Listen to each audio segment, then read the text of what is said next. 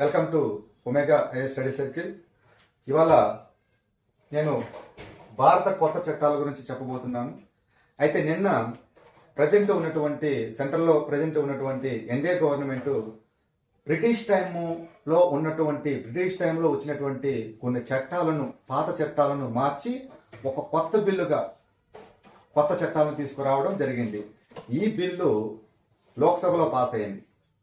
అవేంటో ఒకసారి చూద్దాం. పాత చట్టాలు, కొత్త చట్టాలు. ఈ పాత చట్టాలు ఏంటంటే IPC 1, IPC Indian penal code అంటారమ్మా. Indian penal code IPC. అయితే కొత్త చట్టం ఏంటంటే ఇక్కడ భారతీయ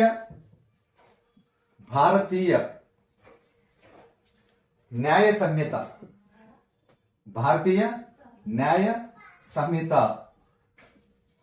ఇది కొత్త చట్టం.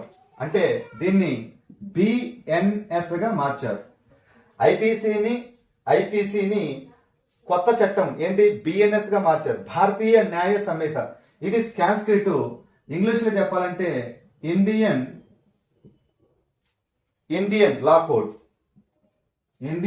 లా కోడ్ గా మార్చారు. అసలు ఏంటి ఈ చట్టంలో ఉన్నటువంటి సెక్షన్స్ ఏంటి, ఏమేమి సెక్షన్స్ మార్చారో ఇప్పుడు నేను చెప్పబోతున్నాను. ఇక్కడ చూసుకుంటే సెక్షన్ 375 పాత సెక్షన్స్ అయినటువంటి ఈ చట్టంలో పాత సెక్షన్స్ అయినటువంటి 375 మరియు 376ను సెక్షన్ 63గా మార్చారమ్మా. 63గా మార్చడం జరిగింది. అంటే మనకు గుర్తుపెట్టుకోవాల్సింది 63. ఈ రెండు సెక్షన్లు కలిపి 63గా మార్చారు. ఏంటి సెక్షన్స్?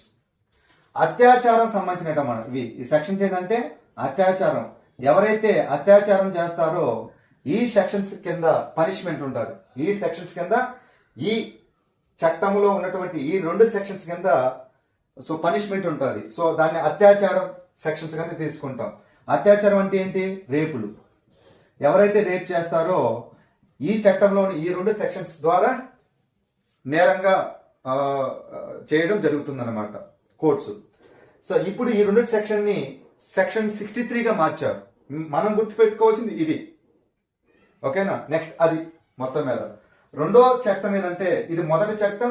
రెండవ చట్టం ఏదంటే అది గుర్తుపెట్టుకోండి. సో ఇండియన్ అంటే జనరల్గా మనం దాన్ని క్రిమినల్ సిఆర్పిసి అంటాం. ఇది పాత చట్టం. సిఆర్పిసి అంటే క్రిమినల్ పెనల్ కోడ్. ఇది పాత చట్టం. ఈ పాత చట్టాన్ని భారతీయ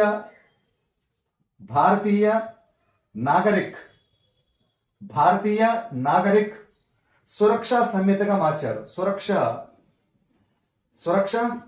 సంహితగా మార్చారు. అంటే బిఎన్ఎస్ఎస్ గా మార్చారు. భారతీయ నాగరిక్ సురక్షా సంహితగా మార్చారు. అంటే బిఎన్ఎస్ఎస్ గా మార్చారు. ఇవి సాంస్క్రిట్ వర్డ్ కాబట్టి కొంచెం మనకి ఇబ్బందిగా ఉండొచ్చు. దీన్ని ప్రస్తుతం ఇంగ్లీష్ లో చెప్పాలంటే ఇండియన్ సివిల్ ప్రొటెక్షన్ కోడ్ అంటారు. ఇండియన్ సివిల్ ప్రొటెక్షన్ కోడ్ గా మార్చారు. అంటే ఐసిపిసిగా మార్చడం జరిగింది. అంటే సిఆర్పిసిని క్రిమినల్ పెనల్ కోడ్ ని భారతీయ నాగరిక్ సురక్షా సంహితగా మార్చడం జరిగింది. అసలు ఈ చట్టంలో ఉన్నటువంటి సెక్షన్స్ ఏంటంటే అది ఏ సెక్షన్ అంటే సెక్షన్ 302.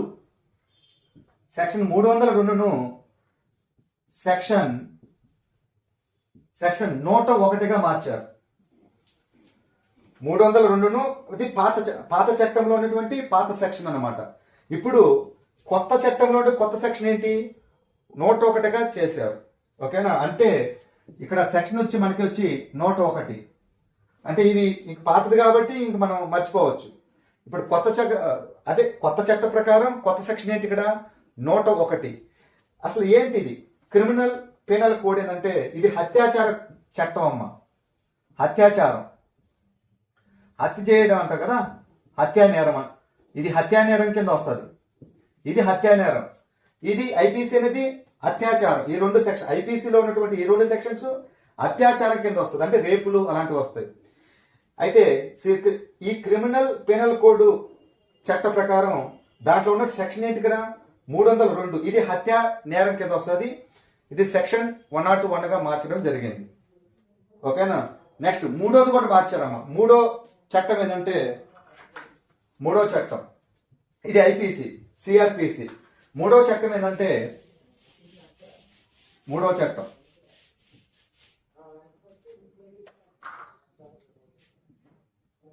ఇది కూడా మార్చడం జరిగింది. ఇదేంటంటే ఎవిడెన్స్ యాక్ట్ అన్నమాట. Evidence act, evidence act. So EA అంటారు. దీన్ని ఒక కొత్త చట్టంగా తీసుకురావడం జరిగింది. అదేంటంటే భారతీయ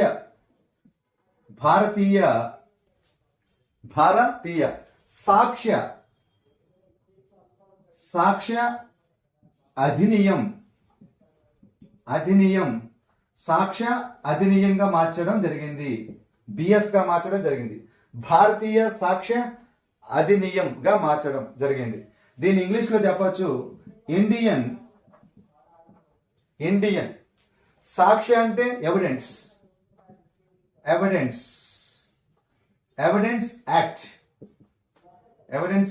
యాక్ట్ అన్నమాట. అధినియం అంటే యాక్ట్, అంటే ఇండియన్ ఎవిడెన్స్ యాక్ట్. పాత చట్టం పేరు ఏం పేరు?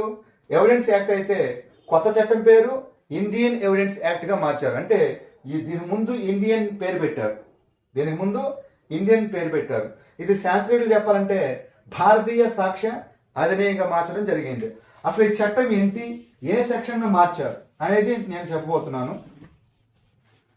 ఈ చట్టం ఏంటి, ఏ సెక్షన్ మార్చారు?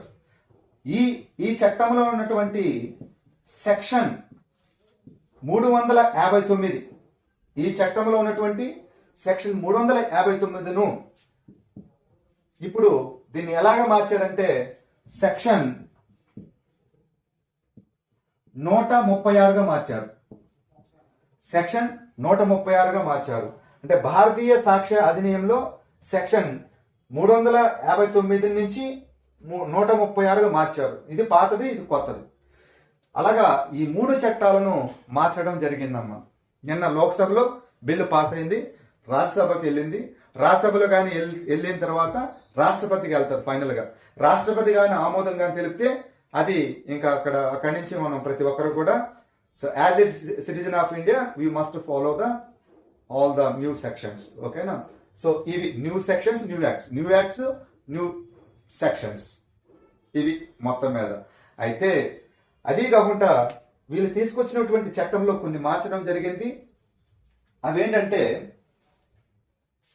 ఇప్పుడు ఫర్ ఎగ్జాంపుల్ జెండర్ కింద తీసుకుంటే కొత్త జెండర్ని కూడా జాయిన్ చేశారమ్మా. కొత్త జెండర్ని కూడా చేర్చడం జరిగింది. అదేంటంటే ట్రాన్స్జెండర్. ఇంతకుముందు ట్రాన్స్జెండర్కి సపరేట్గా చట్టం అయితే లేదు, కానీ ఇప్పుడు ఈ నేర చట్టంలో ట్రాన్స్జెండర్ కూడా కలిపారు. ఒకవేళ వాళ్ళు తప్పులు చేసినా కూడా వాళ్ళకి కూడా వర్తిస్తుంది. ట్రాన్స్జెండర్ అనే పదాన్ని కూడా చేర్చడం జరిగింది.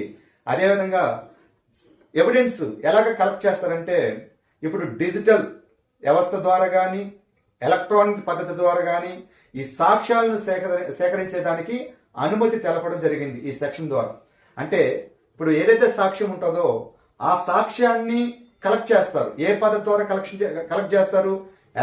ఎలక్ట్రానిక్ పద్ధతి ద్వారా, డిజిటల్ పద్ధతి ద్వారా. ఇప్పుడు మొత్తం అంతా మన ఇండియాలో మొత్తం డిజిటల్ అయిపోయింది కాబట్టి సో డిజిటల్ పద్ధతి ద్వారా, ఎలక్ట్రానిక్ పద్ధతి ద్వారా ఈ ఎవిడెన్స్ ని అంటే సాక్ష్యాన్ని కలెక్ట్ చేయడం జరుగుతుంది. దీనికి అనుమతి కూడా ఈ సెక్షన్ ద్వారా తెలపడం జరిగింది.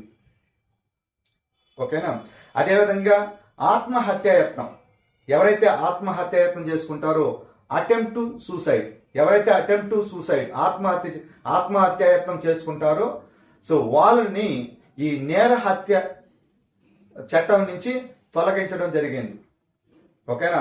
ఈ నేర చట్టం నుంచి తొలగించడం జరిగింది. ఇప్పుడు ఫర్ ఎగ్జాంపుల్ ఒక పర్సన్ ఆత్మహత్యను చేసుకున్నాడు అనుకున్నాం, అటెంప్ట్ సూసైడ్ చేసుకున్నాడు, అతనికి జీవితం మీద ఎరక్ట్ వచ్చేసి సూసైడ్ చేసుకున్నాడు అనుకోండి, అతన్ని ఇంకా నేరస్తుడిగా తీసుకోరు. జీవితం మీద ఎరక్ట్ వచ్చింది, అతను సూసైడ్ చేసుకున్నాడు, అంత మాత్రాన అతన్ని నేరగాడిగా తీసుకోరు, నేరగాడిగా పరిగణించరు. సో ఇవి కొత్త చట్టాలు.